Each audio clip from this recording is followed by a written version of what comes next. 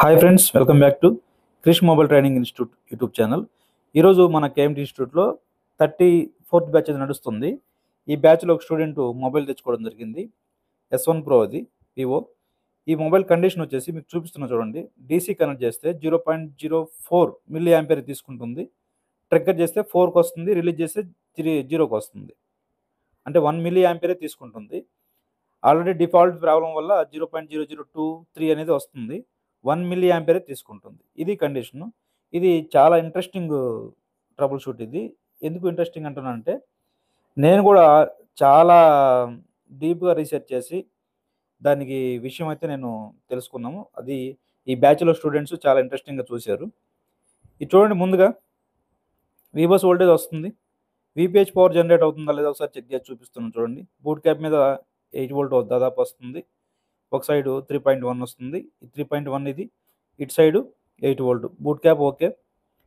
మనకి వీపీహెచ్ పవర్ కూడా ఓకే. ఇది ప్రాబ్లం ఏంటంటే, మెయిన్ బక్ వోల్టేజ్లు.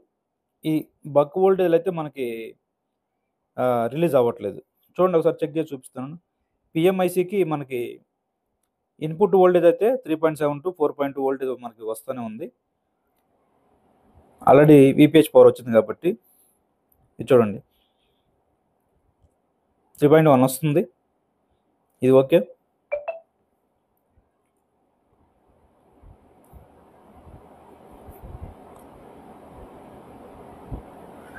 బక్ వోల్టేజ్ చూడండి, 0 ఏ బక్కాయిల మీద పెట్టినా కానీ మనకి 0 వస్తుంది. బక్ వోల్టేజ్లు రిలీజ్ అవ్వలేదు. ఇది చాలా క్రిటికల్ ప్రాబ్లం. ఇది అవుట్పుట్ రాలేదు.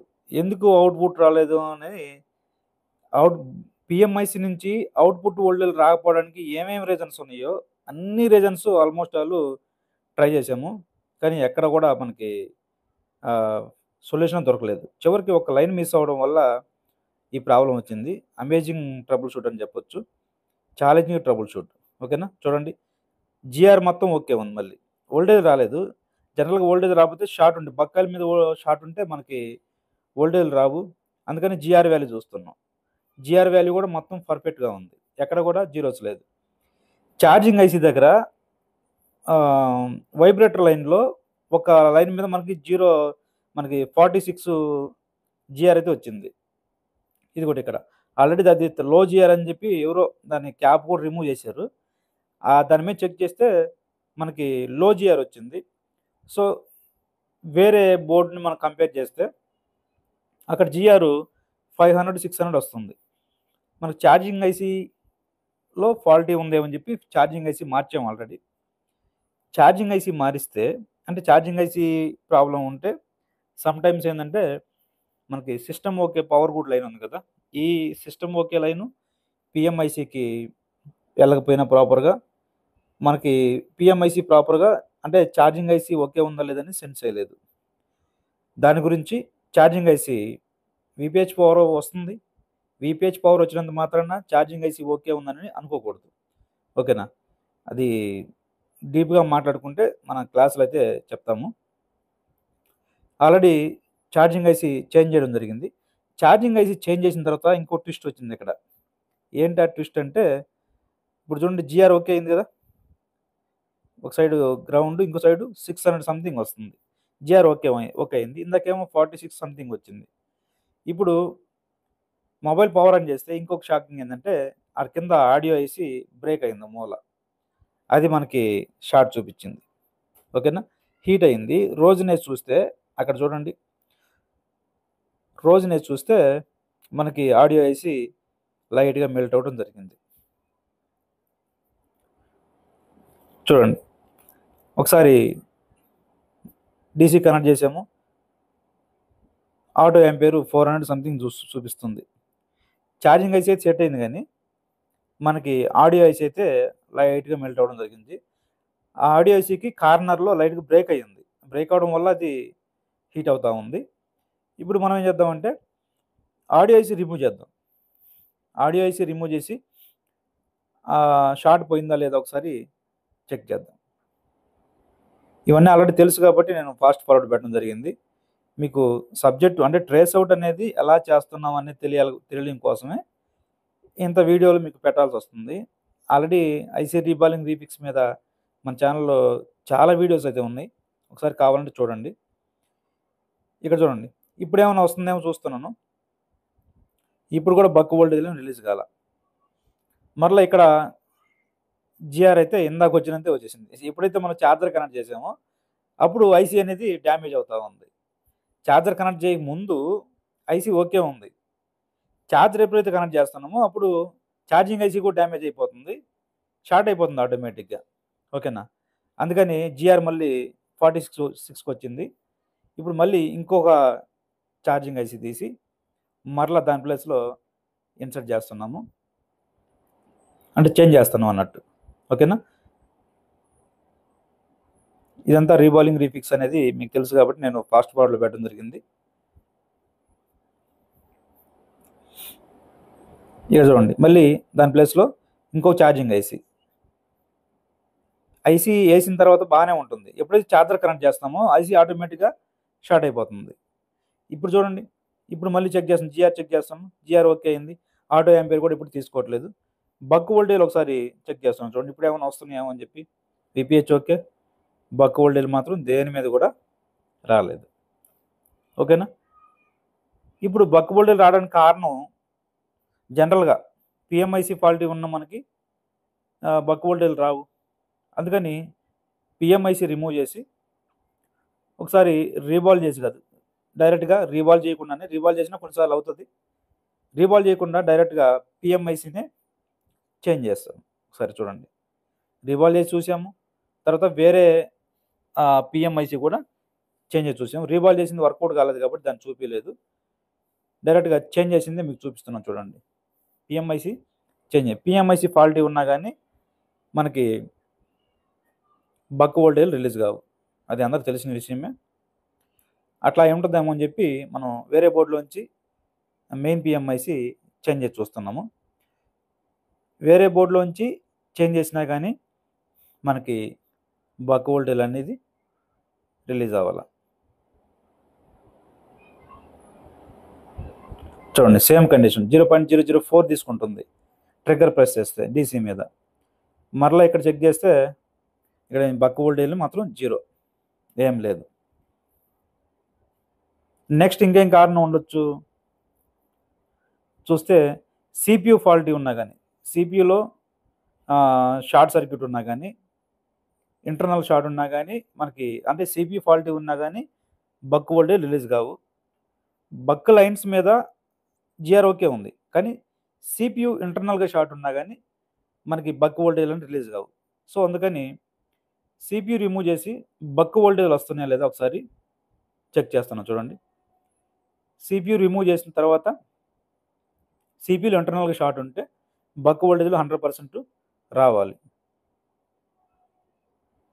చూడండి, సేమ్ రీడింగ్ తీసుకుంటుంది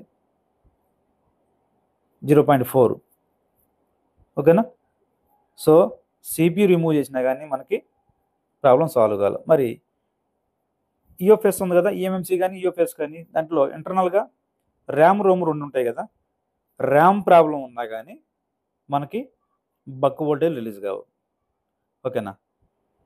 ర్యామ్ ఫాల్టీ ఉన్నా కానీ బక్ వోల్టేజ్లు రిలీజ్ అవ్వవు. ఈ ర్యామ్ సప్లై అనేది ర్యామ్ రోమ్ సప్లై మనకి మెయిన్ పిఎంఐసి నుంచే వెళ్తాయి. సో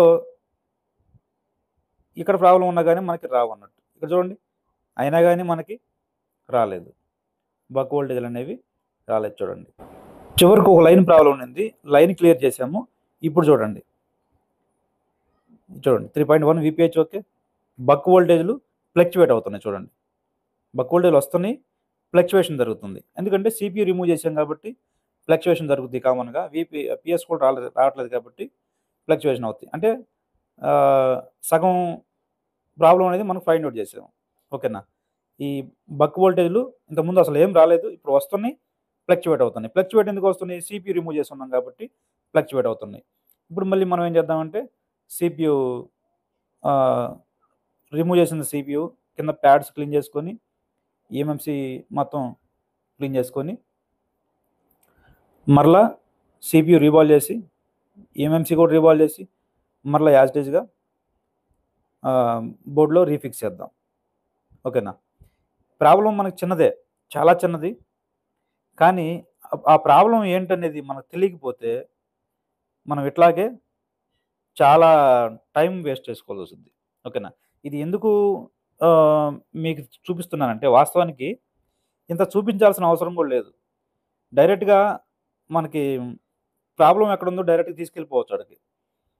అంటే ఇదంతా ఆఫ్‌లైన్‌లో మేము స్టూడెంట్స్ చూపించామన్నట్టు. అంటే ఒక ప్రాబ్లమ్ క్రియేట్ అయితే ఏమేమి దాన్ని అడ్డుకుంటాయి? అంటే ఆ ప్రాబ్లమ్‌కి రావడానికి కారణాలు ఏమేమి ఉంటాయి? అవన్నీ కూడా ఆఫ్‌లైన్ క్లాస్‌లో ఎక్స్‌ప్లెయిన్ చేస్తామన్నట్టు. వాళ్ళకి చూపించాలి కాబట్టి ఇవంతా రికార్డ్ చేయడం జరుగుతుంది. మీకు గూడా ఎందుకు చూపిస్తున్నానంటే, ఒక ప్రాబ్లమ్ అనేది ఒక వేలోనే రాదెప్పుడు. డిఫరెంట్ టైప్స్ ఆఫ్ వేలో వస్తుంటది. ఆ ప్రాబ్లమ్ రావడానికి ఎన్ని కారణాలున్నాయో, అన్ని కారణాలు గూడా మీకు తెలియాలని. మన యూట్యూబ్ ఛానెల్ ఫాలో అవుతున్న సబ్‌స్క్రైబర్స్ ఎవరైతే ఉన్నారో, వాస్తవానికి సబ్‌స్క్రైబ్ చేయకుండా ఎక్కువ మంది చూస్తున్నారు. సబ్‌స్క్రైబ్ చేసుకున్నోళ్ళు చాలా తక్కువ మంది చూస్తున్నారు. ఓకేనా. సరే ఏదో ఒక విషయం వాళ్ళు సబ్‌స్క్రైబ్ చేసుకుంటే మనకొచ్చే నష్టమేం లేదు. చేసుకోకపోయినా మనకొచ్చే నష్టమేం లేదు. ఎందుకు చూడాలా సబ్‌స్క్రైబ్ చేసుకోకుండా? చేసుకొని చూస్తే ఏమైద్ది? ఓకేనా. అక్కడ గూడా మళ్ళీ ఏదో హ్మ్. సరే వదిలేద్దాం వాళ్ళ గురించి ఎందుకు గాని, ఇది గూడా వాళ్ళ కోసమే ఇన్ని డిఫరెంట్ వేలో మనకు ప్రాబ్లమ్ వస్తది అని చెప్పడానికి. ఓకేనా. ఇంకా ఇది మాస్టర్ కోర్సులో అయితే చాలా డీప్‌గా ఇటువంటి విషయాల గురించి మాట్లాడుకుంటాం. ఆహ్, ఏప్రిల్ 10థ్ నుంచి స్టార్ట్ అవుతుంది. మీకు ఇంట్రెస్ట్ ఉంటే జాయిన్ అవ్వచ్చు. బక్ వోల్టేజ్‌లు మిస్ అవ్వడానికి, ఆటో రీస్టార్ట్ కంప్లెయింట్‌కి ఎన్ని కారణాలుంటాయి? హ్యాంగ్ ఆన్ లోగోకి ఎన్ని కారణాలుంటాయి? ఓకేనా. చాలా డీప్‌గా మాట్లాడుకుంటాం. స్కెమాటిక్ రీడింగ్ ఎలా చేయాలి? స్కెమాటిక్ త్రూ డయాగ్రామ్ ఎలా గీయాలి? ఓకేనా. అసలు అల్టిమేట్‌గా ఉంటది. స్కెమాటిక్ రీడ్ చేసుకుంటా డయాగ్రామ్ ఎలా గీసుకోవాలి? అది అల్టిమేట్. అది చెప్పనవసరం లేదు. ఏప్రిల్ 10థ్ నుంచి ఉంటది. మీరు ఇంట్రెస్ట్ ఉంటే స్లాట్ బుక్ చేసుకోవచ్చు. ఇది చూడండి. సీపీయూ రీబాలింగ్ రీపిక్స్ అనేది మీకు ఆల్రెడీ తెలుసు కాబట్టి, అది కూడా ఫాస్ట్ ఫార్వర్డ్‌లో పెట్టడం జరిగింది.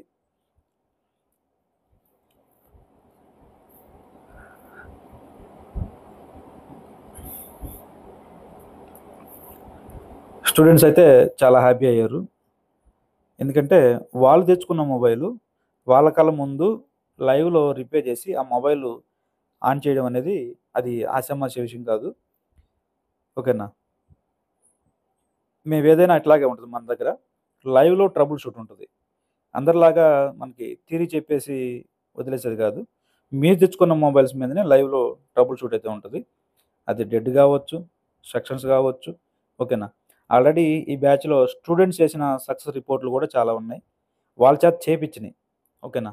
మనం చేయడమే కాకుండా స్టూడెంట్ చేత కూడా చేపిచ్చిన వీడియోస్ కూడా ఉన్నాయి. నాకు టైం కుదరక ఎడిటింగ్ అనేది లేట్ అవుతా ఉంది. వాటిని కూడా మీ ముందు తీసుకొస్తాను. ఓకేనా.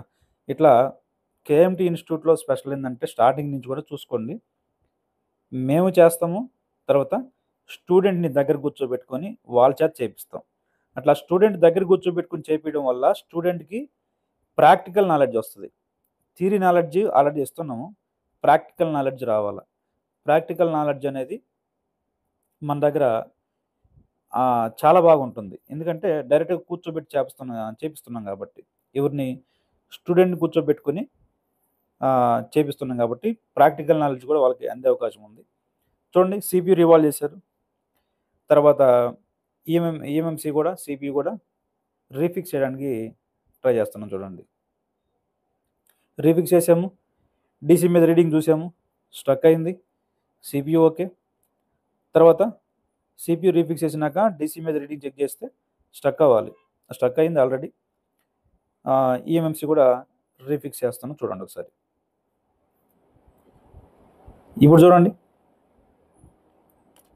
డీసీ మీద మొబైల్ రీడింగ్ ఎంత తీసుకొని చూడండి. రైట్.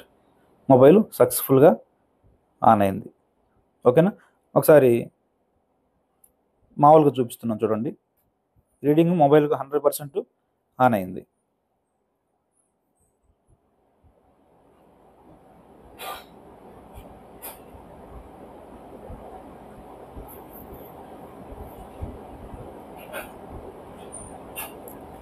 చూడండి, సేమ్ అదే బోర్డు. చూసుకోండి, మీకు ఏమైనా డౌట్ ఉంటే. రైట్, మొబైలు సక్సెస్ఫుల్గా ఆన్ అయింది.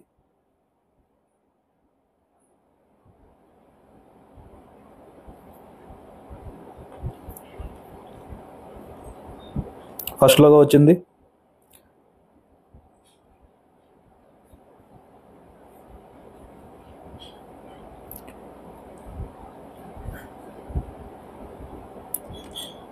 ఇట్లా ఉంటుంది ఫ్రెండ్స్. మన ముందు ట్రబుల్ షూట్ మన ఇన్స్టిట్యూట్లో ఎక్కువ హ్యాండ్ స్కిల్ మీద ఫోకస్ ఉంటుంది, ట్రబుల్ షూట్ మీద ఫోకస్ ఉంటుంది. థియరీ నాలెడ్జ్ అల్టిమేట్ ఉంటుంది, అది నేను చెప్పాల్సిన అవసరం లేదు. మా ఓల్డ్ స్టూడెంట్స్ని ఎవరిని అడిగినా కానీ మీకు చెప్తారు. ఓకేనా? స్టెప్ బై స్టెప్ మీరు రిసీవ్ చేసుకోవాలా కానీ, మీరు ఇంకా ఇంట్రెస్టింగ్ వెళ్ళాలా కానీ, ఎంత దూరమైనా కేఎంటీ మీకు సపోర్ట్ చేస్తుంది. లైఫ్ టైం సపోర్ట్ ఉంటుంది. మీకు సపోర్ట్ గురించి కూడా మీకు టెన్షన్ అవసరం లేదు. ఓన్లీ థియరీ చెప్పి వదిలేసే రకం కాదు మనం.